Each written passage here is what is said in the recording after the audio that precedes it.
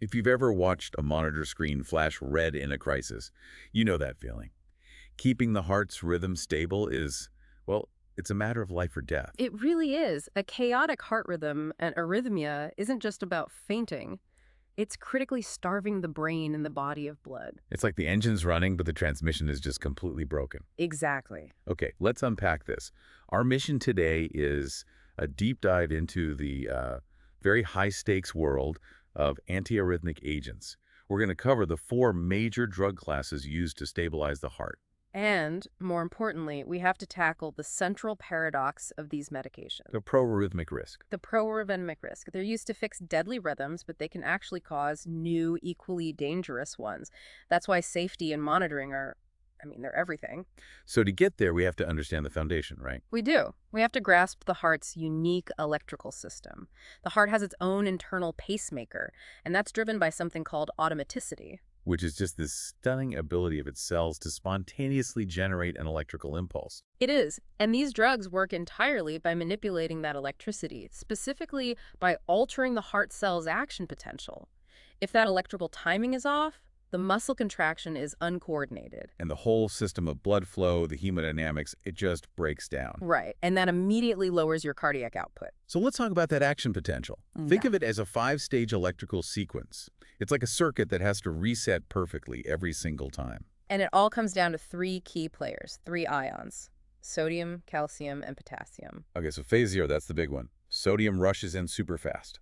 That's the stimulation. Then phase 2 is the plateau, where calcium slowly enters the cell. And phase 3 is the reset, the rapid repolarization, where potassium rushes out. When an arrhythmia strikes, it just means one of those ionic movements is malfunctioning. And when they malfunction, you see problems in, what, 2 main categories? Pretty much. Either the rate is off too fast, that's tachycardia, or too slow, bradycardia. Or the impulse is just coming from the wrong place, an ectopic focus. Right, causing those premature beats like PVCs or PECs. A great clinical example of this danger is atrial fibrillation, or AFib. The atria are just firing chaotically, over 350 times a minute. And if that chaotic rhythm lasts for more than about a week, The blood in the auricles, those little pockets on the atria, it just sits there. It becomes stagnant. and it forms clots. And this is a really key point you need to get. If you try to convert that rhythm back to normal without making sure the patient is anticoagulated or that no clots exist, Those clots can become emboli. They travel to the brain, causing a stroke, or to the lungs, causing a pulmonary embolism. so conversion has to be approached with extreme caution. And that brings us right back to that primary challenge we mentioned, the proarrhythmic risk. The drug we use to stop a lethal rhythm can flip the heart into a new, potentially fatal one. It's a tightrope walk. It really is. You're essentially using a controlled poison to fix an electrical problem, knowing that poison itself could deliver a lethal shock. This is why these drugs are generally reserved for life-threatening situations. Okay, so keeping that risk in mind, let's dive into the specifics of the 4 classes. Okay. We classify them based on which phase of that electrical sequence they interrupt. Let's start with class 1. The sodium channel blockers. Right. And they target phase 0, the fastest part of the signal. Exactly. They stabilize the cell membrane by blocking those sodium channels. And since sodium movement dictates the speed of depolarization, blocking it slows down the entire conduction system. Now, this class is split into 3 subclasses, IA, EB, and IG, but the clinical insight is pretty simple. Yeah, let's focus on the prototypes. For class I, the prototype is lidocaine. And lidocaine is that acute emergency drug, right? Someone's having a heart attack or just had cardiac surgery, and they develop dangerous ventricular arrhythmias. Lidocaine is often the immediate go-to. It works very quickly to calm down that irritable ventricular tissue. Okay, so what's the downside? If these drugs are stabilizing membranes everywhere, what do we need to watch for? The adverse effects are pretty predictable. You get CNS effects like dizziness, tremors, slurred speech, vision changes. If you see those signs, you know the drug is having a systemic effect. And what about diet? I remember something about quinidine. Good point.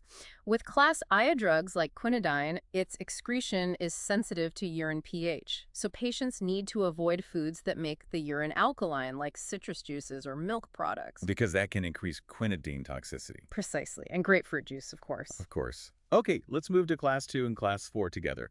Clinically, their main effect is pretty similar, right? They both slow the signal coming through the AV node. That's a great way to group them. The AV node is the heart's main gatekeeper. So class 2 agents are the beta-adrenergic blockers, propranolol. They essentially block the effects of adrenaline. Right, they target phase 4. By blocking those beta receptors in the heart, they achieve this global slowing effect. Decreased heart rate, decreased excitability, and slowed conduction. Which is great for many supraventricular tachycardias or SVTs. Excellent for SVTs. But the contraindications are based on that very effect. If you already have bradycardia or an AV block or asthma, these drugs can be dangerous. Then we skip ahead to class 4, the calcium channel blockers, CCBs, like diltiazem. And they work by blocking calcium movement, which delays phases 1 and 2, again slowing everything down through that same AV node. But there's a critical caution here with class 4, isn't there? A huge one. These specific CCBs, so we're talking diltiazem and verapamil, they have a powerful negative inotropic effect. Meaning they decrease the heart's actual pumping force. Yes. So for a patient who already has heart failure, this can be devastating. You're effectively making their HF worse. All right, that brings us to the most potent, and I'd argue the most toxic group. Class 3 antiarrhythmics, the potassium channel blockers. This is the realm of amiodarone, the major player. So what do these do? Class 3 agents block potassium channels. This slows the outflow of potassium, which dramatically prolongs phase 3, the repolarization, the reset phase. And this is significant because amiodarone is written right into the ACLS guidelines. It is. It's a primary drug of choice for treating critical ventricular rhythms like VFib or pulseless VTach. But if these are the big rescue drugs, they have to come with the highest price tag. They absolutely do. Amiodarone has an incredibly long half-life. We're talking around 10 days. Wow, 10 days. So if a patient develops toxicity, it takes weeks to leave their system, and that toxicity is severe, potentially fatal lung fibrosis, severe hepatotoxicity. The drug concentrates in fatty tissues like the liver and lungs. Which is where drug interactions become so critical. Yes. Combining class 3 agents like amiodarone with common over-the-counter meds, especially antihistamines or certain antidepressants, drastically increases the risk of a new, dangerous proarrhythmia. Okay, so beyond those 4 classes, there are a few other crucial agents. Adenosine. Adenosine, the drug of choice for acutely terminating many SVTs. And its key feature is its duration, right? It's incredibly short. About 15 seconds. It's so quick that it requires continuous monitoring during IV administration. You literally push it fast and watch the monitor. And then there's digoxin. Digoxin, an old classic, used for atrial arrhythmias. It's useful because it slows the heart rate, but it also has a positive inotropic effect. So it increases cardiac output, a great combination for a patient with coexisting heart failure. Exactly. And there are newer agents too, like drondarone, which has features of all 4 classes, but again, you have to watch out for that grapefruit juice interaction. So what does this all mean for you, for the clinician, or just the informed learner? The biggest takeaway here has to be that antiarrhythmic therapy is never, ever routine. Monitoring isn't a suggestion, it is the entire mission.